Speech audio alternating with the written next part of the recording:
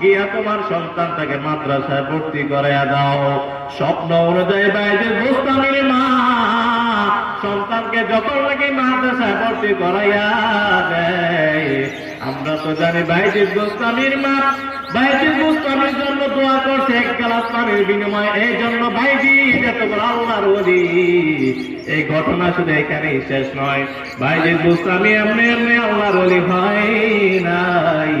বাইজিদ বুস্তামিকে যখন নাকি মাদ্রাসায় দেওয়া হয়, মাদ্রাসায় দেওয়ার পর বাইজিদ বুস্তামির মা মাদ্রাসা শিক্ষককে বলে, আমার সন্তান যতদিন পর্যন্ত আলেম হবে না বাড়ি যেতে পারবে না, আলেম হওয়ার পর যেন বাড়িতে চলে যায়।